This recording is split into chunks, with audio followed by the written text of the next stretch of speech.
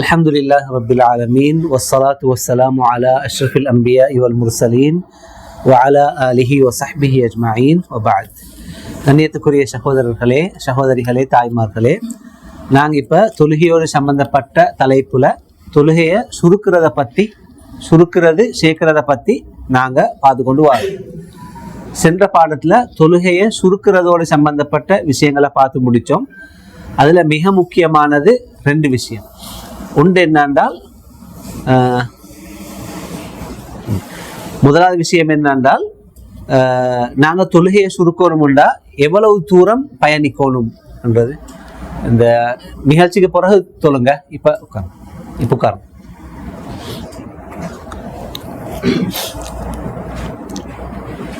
முதலாவது விஷயம் என்னென்றால், நாங்க எவ்வளவு தூரம் பயணம் செஞ்சா தொழுகையை சுருக்கலாம் என்றது முதலாம் பிரச்சனை. அடுத்தது, எவ்வளவு நாள் எங்கட பிரயாணத்துல நாங்க இருந்தால் தொழுகையை சுருக்கலாம்ன்றதுதான் தொழுகையை சுருக்கிறதோடு சம்பந்தப்பட்ட மிக முக்கியமான விஷயம். அதுல சொன்ன முதலாவது, எவ்வளவு தூரம் பயணம் செஞ்சால் தொழுகையை சுருக்கலாம் என்றால், அதுல எங்களுக்கு குறிப்பிட்டு கொள்ள இயலாத அளவுக்கு தான் ஹதீஸ்கள் வந்திருக்குது. ஒரு ஹதீஸ் வந்திருக்குது, அந்த ஹதீஸ்ல சுருக்கத்தை பார்த்தால் கிட்டத்தட்ட 80 கிலோமீட்டரை தாண்டி பயணம் செஞ்சால் தொழுகை சுருக்கலாம்ன்ற மாதிரி ஹதீஸ் வந்திருக்குது. இன்னும் சில ஹதீஸை பார்த்தால் அதுல ரசூல் ஸல்லல்லாஹு அலைஹி வஸல்லம் அவங்க சின்ன தூரங்கள், கிட்டத்தட்ட 5 கிலோமீட்டர் மாதிரி, 5 மைல் தூரம் மாதிரியான தூரங்கள், சின்ன தூரங்கள் பெய்த்தும் கூட தொழுகைகளை சுருக்கிக்குது என்று வந்திருக்குது. ஆகவே இதெல்லாம் வச்சு பார்க்கும் போது எங்களுக்கு தூரத்தை வச்சு இந்த தூரத்துக்கு போனால்தான் தொழுகையை சுருக்கலாம் என்று சொல்லிக் கொள்றதுக்கு இயலாத நிலைமை இருக்குது. ஆகவே எங்கட வளமையில நாங்க எதுக்கு பிரயாணம் என்று சொல்றோம், அதை வச்சு நாங்க தொழுகையை சுருக்கலாம். சில நேரத்துக்கு நாங்க தூர இடம் போவோம், ஆனா எங்களுக்கு தொழுகையை சுருக்கிறதுக்குரிய தேவையோ அந்த வராது. ஆனா சின்ன தூரம் ஒன்று போவோம். சில நேரத்துக்கு மாவநிலை போவோம், ஆனா அங்குள்ள வேலை பழுக்கள், அங்குள்ள திரிதல்கள் அதெல்லாம் வச்சு பார்க்கும்போது அது ஒரு பிரயாணமாக மாறும். அப்படியான நேரத்தில் அவங்க தொழுகையை சுருக்கலாம் என்றதை நாங்கள் பார்த்தோம். ஆகவே தொழுகையை சுருக்கிறத பொறுத்த வரையில எங்களுக்கு இவ்வளவுதான் தூரம் போகணும்ன்றது எங்களுக்கு சொல்லலாம். கிதாபுகள் வார இப்படித்தான் சொல்லி, ஆனால் நிலைமையை வச்சு பார்க்கும்போது எல்லாம் நான் தெளிவாக விளங்கப்படுத்த இன்னொரு எல்லாத்தையும் மீட் இயலாது. ரெண்டாவது விஷயம் என்னன்னா, நான் ஒரு இடத்துக்கு போய் சேர்ந்துட்டு இருந்தால் எத்தனை நாள் இருந்தால் நான் அந்த நாளுக்குள்ள தொழுகையை சுருக்கலாம் என்றால், அதே எங்களுக்கு ஒரே அடியாக இத்தனை நாள் தான் என்று சொல்லிக் கொள்றது கேளா. அது சம்பந்தமாக இமாம்கள் பேசிக்கிறார். ஆனாலும் கூட எங்களுக்கு அந்த அளவுக்கு குறித்து சொல்ல கஷ்டம். ஏன் கஷ்டம் என்றால், நிறைய பேர் சொல்ற 3 நாள் தாண்டி, அதாவது 4 நாளுக்குள்ள ஒரு பிரயாணம் ஒன்று இருந்தால் தொழுகையை சுருக்கலாம் என்று அதுக்கு ஒரு ஆதாரம் ஒன்று காட்டு. அந்த ஆதாரத்தை காட்டினால் இன்னொரு குரூப் ஆதாரம் காட்டுது. நபி ஸல்லல்லாஹு அலைஹி வஸல்லம் அவங்க 19 நாள் மக்கால இருந்து 19 நாளும் தொழுகையை சுருக்கினார். அப்ப இவங்க 4 நாள் என்ற அதே மாதிரி வலுவான பலமான ஹதீஸ் ஒன்று வருது. நபி ஸல்லல்லாஹு அலைஹி வஸல்லம் அவங்க 19 நாள் மக்கால் இருந்துட்டு வந்தான்னு சொல்லி. அதுல இன்னொரு இடம்பாடிக்கு என்னன்னா, நபி 19 நாளை விட கூட இருந்தாலும் கூட சில நேரம் சுருக்கிக்கும். இன்னும் சில ஹதீஸ் எல்லாம் வருது, நபி ஸல்லல்லாஹு அலைஹி வஸல்லம் அவங்க 15 நாள் ஒரு இடத்துல இருந்து தொழுகையை சுருக்கிறார் சொல்லி. இதெல்லாமே வலுவானது. அப்ப இன்னொருக்கா ஞாபகப்படுத்த பேசலாம், சாஞ்சு கொலையிலும் எல்லாம் மேலும், ஆனா பேசலாம். ரைட். அப்ப எங்களுக்கு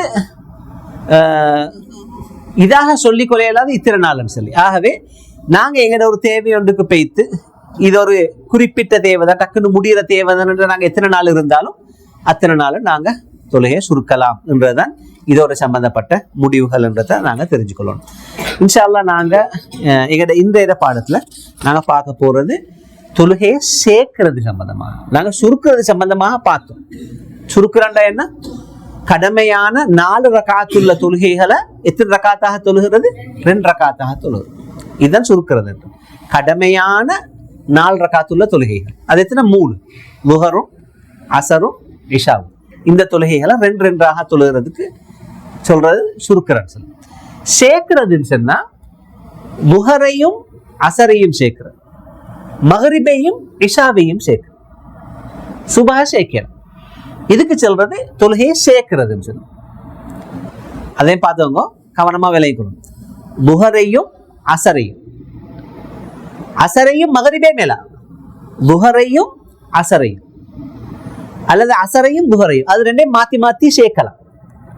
அதே போல மகரிபையும் இஷாவையும் அதே அப்படியே சேர்க்கணும்.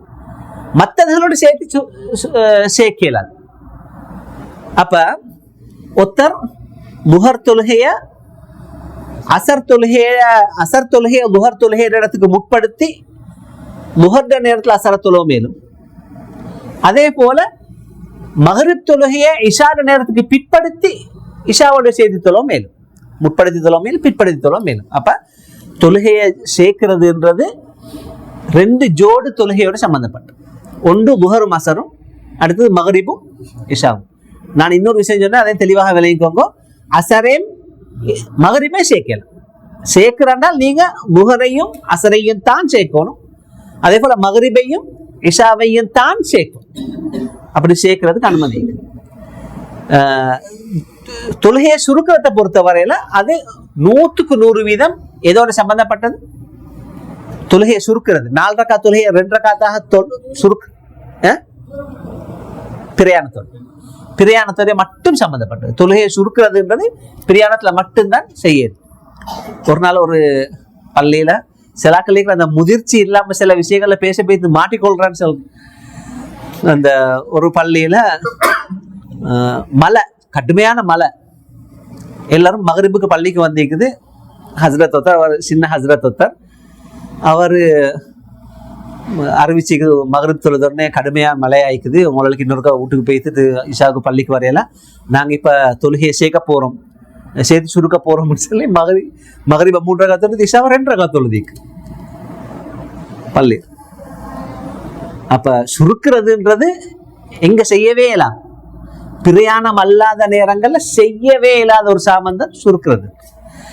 சேர்க்கிறத பொறுத்தவரையில துஹர் அசரோட மகரிப இஷாவோட சேர்க்கிறன்றதை பொறுத்தவரையில அது பிரயாண நேரத்துல நடக்கலாம், பிரயாண நேரம் அல்லாத வேற நேரங்கள்ல நடக்கலாம். ஆனா வீட்டுல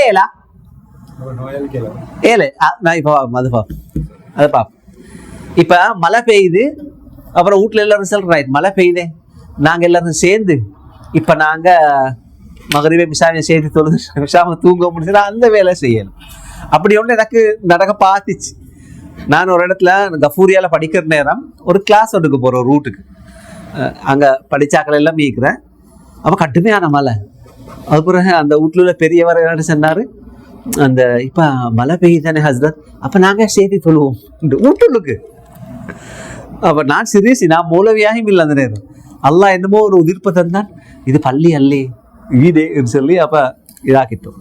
அப்ப என்னது சுருக்கிறதுன்றது எங்க வரும், சேர்க்கிறதா இருந்தாலும் எங்க வரும், அது பள்ளியில சேர்க்கிறது, வீட்டிலே அல்ல பள்ளியில. ரைட். சுருக்கிறத பொறுத்தவரையில பூரணமாகவே பிரயாணத்தோடு சம்பந்தப்பட்டது. சேர்க்கிறத பொறுத்தவரையில பிரயாணம் மட்டுமல்ல, பிரயாணம் அல்லாத வேற சந்தர்ப்பங்களையும் அதை செய்யலாம். அது என்னென்ன சந்தர்ப்பங்கள்ன்றத நாங்க இப்ப பார்க்க போறோம்.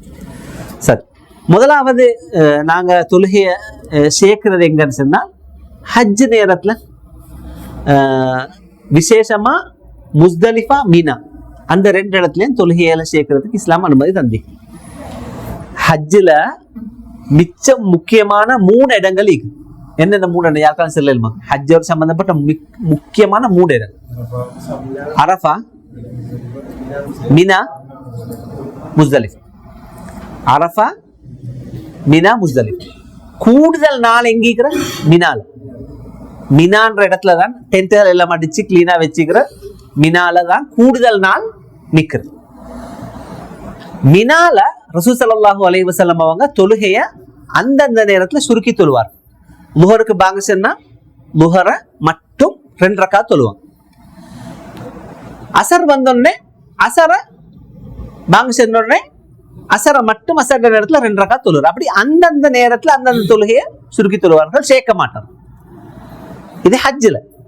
ஹஜ்ஜிலே உள்ளதுதான் அரஃபாவும் முஸ்தலிஃபாவும். ஆனால் அரஃபாலே முஸ்தலிஃபாலே ரசூல் ஸல்லல்லாஹு அலைஹி வஸல்லம் அவங்க தொழுகைகளை சுருக்குறோம் தான் சேர்க்கிறோம், 2 வேளை செய்வார். பாருங்க இந்த ஹதீஸ். ஜாபிர் ரலியல்லாஹு அன்ஹு ரசூல் ஸல்லல்லாஹு அலைஹி வஸல்லம் அவங்க ஹஜ் எப்படி இருந்தான்றத அறிவிச்சாங்க. ரசூல் ஸல்லல்லாஹு அலைஹி வஸல்லம் அவங்க எத்தனை முறை ஹஜ் செஞ்சாங்க? ஒரு முறை. ஜாபிர் ரலியல்லாஹு அன்ஹு அவர்கள் ரசூல் ஸல்லல்லாஹு அலைஹி வஸல்லம் அவங்க ஹஜ் எப்படி இருந்தான்றத சொன்னாங்க. அவங்க சொன்னாங்க, சும்ம அத்தன சும்ம அகாம ஃபஸல்ல ظுஹர். ரசூல் ஸல்லல்லாஹு அலைஹி வஸல்லம் அவங்களோட காலத்துல ஹஜ் செய்யும் போது பாங்க் சொல்லப்பட்டுச்சு. அதுக்கு பிறகு இகாமத் சொல்லி ரசூல் ஸல்லல்லாஹு அலைஹி வஸல்லம் அவர்கள் லுஹரை தொழுதார்கள். சும்ம அகாம ஃபஸல்லல் அஸ்ர். பிறகு இன்னொரு இகாமத் சொல்லிட்டு அசரையும் தொழுதார்கள். ரெண்டு தொழுகையும் சேர்த்து தொழுதார்கள். வலம் யுஸல்லி பைனஹுமா ஷைஅன். அந்த ரெண்டுக்கு இடையில வேற எந்த தொழுகையும் தொழில. அப்படின்னா சுன்னத் தொழில். லுஹரை ரசூல் ஸல்லல்லாஹு அலைஹி வஸல்லம் அவர்கள் தொழுதார்கள். பிறகு இகாமத் சொல்லிட்டு அசரை தொழுதார்கள். இன்னொன்று உட்டிக்கு ரெண்டு. முதலாவது பாங்க சென்ன இகாமத் சொல்லிட்டு லுஹரை தொழுது. அதுக்கப்புறம் இகாமத் சொல்லிட்டு அசரை தொழுது. பாங்க சொல்லி ரெண்டு தொழுகையை சேர்த்து தொழும் போது நான் லுஹர்ட நேரத்தில் அசர தொழுகிறேன் என்று வந்தால் பாங்க சொன்னது பிறகு இகாமத் சொல்லி லுஹரை தொழணும். அதுக்கு பிறகு அசர்ல பாங்க சொல்ல தேவையில்லை, இகாமத் மட்டும் சொல்லிட்டு அசர தொழணும். இப்படி ரசூல் ஸல்லல்லாஹு அலைஹி வஸல்லம் அவர்கள் செய்தார்கள். இது எங்க? அரஃபால. லுஹர்ட நேரத்துல லுஹரையும் அசரையும் சேர்த்து தொழார்கள். ஹத்தா அத்தல் முஸ்தலிஃபா. அப்படி அரஃபாட நேரம் முடிஞ்சோடனே, அரஃபாட நேரம்ன்றது துல்ஹஜ் மாதம் 9ஆம் நாள் லுஹர்ல இருந்து மக்ரிப் ஆகும் வரைக்கும் மட்டும். எப்ப வரங்காட்டிலும் லுஹர்ல இருந்து மக்ரிப் ஆகும் வரைக்கும் மட்டும். மக்ரிப் டைம் ஆகின உடனே ரசூல் ஸல்லல்லாஹு அலைஹி வஸல்லம் அவர்கள் முஸ்தலிஃபாலிருந்து அரஃபாலிருந்து வெளியாகி எங்க போற? முஸ்தலிஃபாக்கு. முஸ்தலிஃபாக்கு இது சும்மா கற்பனை மாதிரி ஹஜ் செய்றாக்களுக்கு தான் விளங்கு, அல்லது செஞ்சாக்களுக்கு தான் விளங்கும். இது பரவாயில்லை, சும்மா நினைச்சுவாங்க. முஸ்தலிஃபாக்கு போய்த்து ஃபஸல்லா பிஹல் மக்ரிப வல் இஷா. அங்க மக்ரிபையும் இஷாவையும் தொழுதார்கள். பி அதானின் வாஹிதின் வ இகாமத்தின். ஒரு அதானும் ரெண்டு இகாமத். லுஹரும் அசர் மாதிரியே தான். லுஹருக்கு பாங்க சொல்லிட்டு லுஹரை தொழுதுட்டு இகாமத் சொல்லி அசர தொழுது. அதே மாதிரி முஸ்தலிஃபாலே ரசூல் ஸல்லல்லாஹு அலைஹி வஸல்லம் அவர்கள் இஷாவுக்கு, இஷால நேரத்துல ஃபெஸ்டுக்கு மக்ரிப பாங்க சொல்லி மக்ரிப தொழுதுட்டு இகாமத் சொல்லி இஷாவையும் தொழுதார்கள். வலம் யுஸப்பிஹ் பைனஹுமா ஷைஅ. அந்த ரெண்டு தொழுகைக்கு மேல ரசூல் ஸல்லல்லாஹு அலைஹி வஸல்லம் அவர்கள் தஸ்பீஹ் செய்யவும் இல்லை. அப்ப சுப்ஹானல்லாஹ் அல்ஹம்துலில்லாஹ் அல்லாஹு அக்பர் அதல் செய்யவும் இல்லை. தொழுது முடிய இகாமத் சொல்லிட்டு அடுத்த தொழுகையை தொழுதார்கள். அப்ப இது எங்க? அரஃபாலே, முஸ்தலிஃபா. மினால இல்ல. மினால ஜம்ன்றது ரெண்டு தொழுகையை சேர்த்து தொழுகிறது இல்ல. மினால ஜம் செய்யலாம், ரெண்டு தொழுகையை சேர்த்து தொலையலாம். சுருக்கிறது மட்டும்தான், கசர் மட்டும்தான். ஆனால் ஹஜ்ஜிலே தான் வருகிறது முஸ்தலிஃபாவும் அரஃபாவும். ஆனா அதுல சேர்க்கிறோம் தான் சுருக்கிறோம் தான். சேர்க்கும் போது எத்தனை பாங்கு சொல்ற? ஒரு பாங்கு. ஆனா ரெண்டு தொழுகைக்கும் வேற வேற தனித்தனியாக இகாமத் சொல்லும். அப்ப அது முதலாவது செய்தி. அடுத்தது தொழுகையை சேர்க்கிறதுக்குரிய அடுத்த சந்தர்ப்பம் எதுன்னு சொன்னா பிரயாணம். ஒன்று ஹஜ், ரெண்டாவது என்னது? பிரயாணம். பிரயாணத்திலேயும் தொழுகையை சேர்க்கிறதுக்கு இஸ்லாமியர்களுக்கு அனுமதி. அது எங்களுக்கு தெரிஞ்சதுதான். பாருங்க இந்த ஹதீஸ. கான ரசூலுல்லாஹி ஸல்லல்லாஹு அலைஹி வஸல்லம் இதர் தஹல قبل ان تزيغ الشمس اخر الظهر الى وقت العصر. ரசூல் ஸல்லல்லாஹு அலைஹி வஸல்லம் அவர்கள் டைம் ஆகிறதுக்கு முந்தி ஊர்ல இருந்து வெளிக்கிளம்பினால், லுஹருடைய டைம் ஆகிறதுக்கு முந்தி, இப்ப லுஹர் 12 மணிக்கு முந்தி பாங்க சொல்றேன், 11:45 ஒருத்தர் ஒரு பிரயாணத்தை தொடங்கினால் அஹ்ஹர ظுஹர இலா வக்தில் அஸ்ர். ரசூல் ஸல்லல்லாஹு அலைஹி வஸல்லம் அவர்கள் லுஹரை அசருடைய நேரம் வரைக்கும் பிற்படுத்துவார். நேரம் முடிய காட்டிலும் இருப்பாங்க. அசர்ட நேரம் வந்ததுக்கு பிறகு அசருக்குரிய பாங்க சொல்லி இகாமத் சொல்லி எதத்துலகிற விஷயத்துக்கு லுஹரை தொழுதுட்டு அப்புறம் இன்னொரு இகாமத் சொல்லி அசரை தொழுவார்கள். ஏன்னாட்டா தொழுகை ஓர்டராக தொழப்படும். லுஹர் அதுக்கப்புறம் அசர் அப்படித்தான் தொழணும். ரைட், அப்படி செய்வார்கள். பிரயாணத்தை, அதாவது தொழுகையினுடைய நேரம் தொடங்குறதுக்கு முந்தி பிரயாணத்தை தொடங்கினால் தொழுகையை முற்படுத்தல, என்ன செய்யற? பிற்படுத்து. فَإِذَا زَاغَتِ الشَّمْسُ قَبْلَ أَنْ يَرْتَحِلَ. பிரயாணத்தை மேற்கொள்வதற்கு முன்பு தொழுகையினுடைய நேரம் வந்தால், அப்படின்னா நீங்க 1 மணிக்கால தான் பிரயாணத்தை ஸ்டார்ட் ஆக போற. இப்ப என்ன வந்தாச்சு? லுஹருடைய தொழுகை நேரம் வந்தாச்சு. இந்த சொல்ல நல்லா கவனிங்க. ஹதீஸ்ல வர சொல்ல கப்ல சல்லா ظுஹர ثم ரகிப். லுஹரை தொழுது விட்டு ரசூல் ஸல்லல்லாஹு அலைஹி வஸல்லம் அவர்கள் பிரயாணத்தை ஆரம்பிப்பார்கள். அப்படின்னா என்ன? அசர தொழுகிறன்ற மாதிரி வருது இந்த ஹதீஸ். லுஹரை தொழுதுட்டு பிரயாணத்தை மேற்கொள்வார்கள்.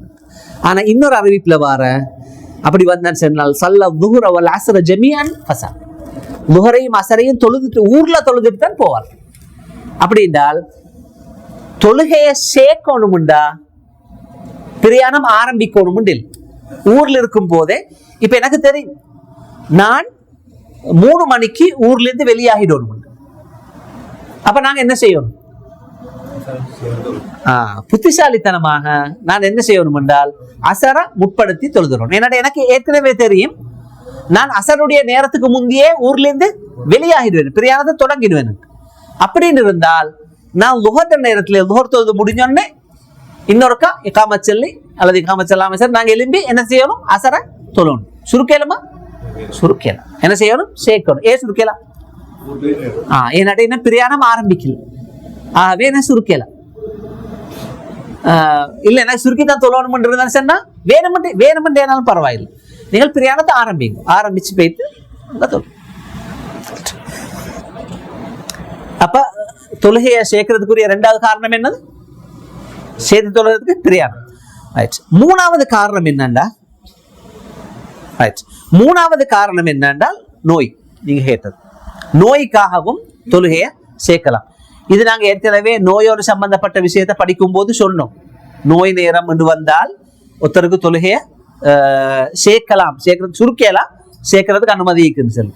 சில நேரத்துக்கு சிலாக்கள் சோகம் இல்லாம போற, ராவ் முழுக்க தூங்கிக்காது, பகல் முழுக்க தூங்கிக்காது, அப்பதான் 11:30 கால தூக்கம் போற, 12 மணியாக முந்தி பாங்கு சென்னோடனே அவரை இருமுங்கோ, நோயாளியின் மீது தொழுகை கடமை, ஆகவே தொழுது தூங்கன்னு சொல்லி நாங்க தான் போட்டுத்தனோம்.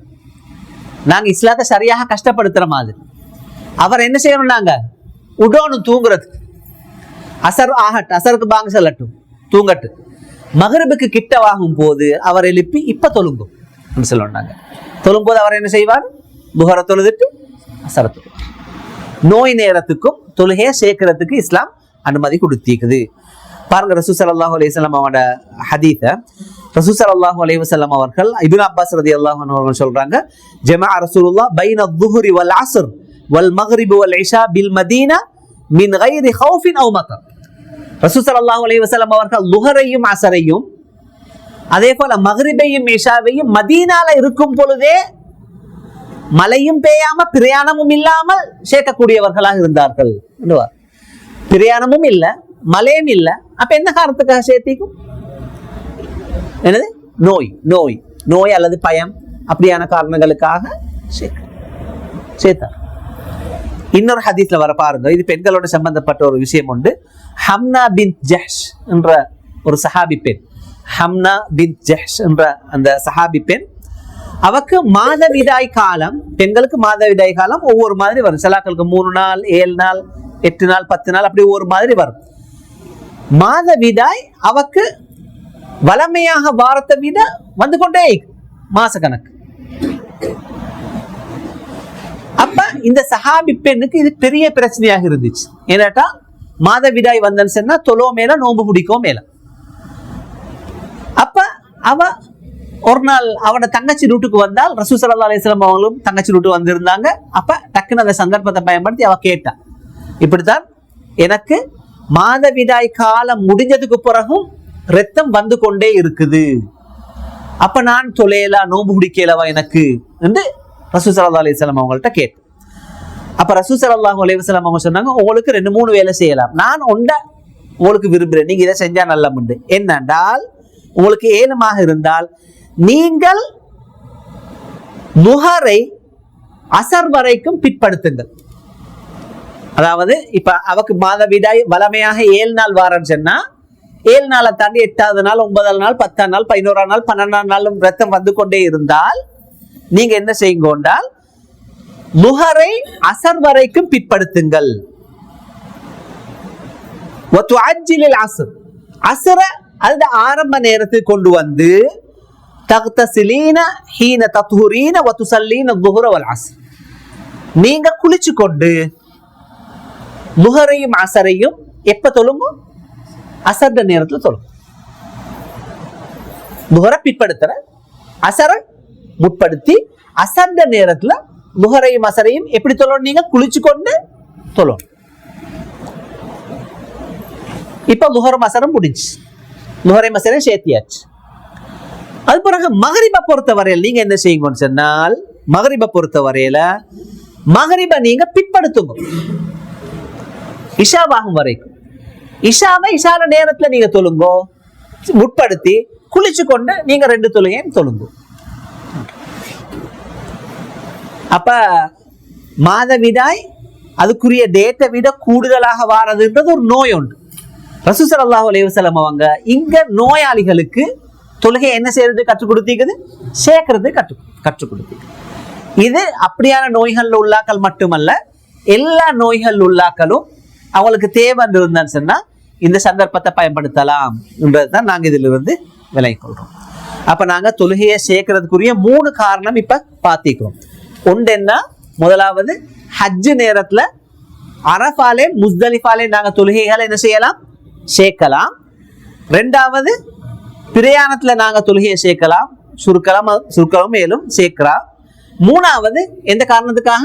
நோய் காரணத்துக்காக நாங்க சேர்க்கலாம், 2 தொழுகையை சேர்த்து சொல்லலாம்.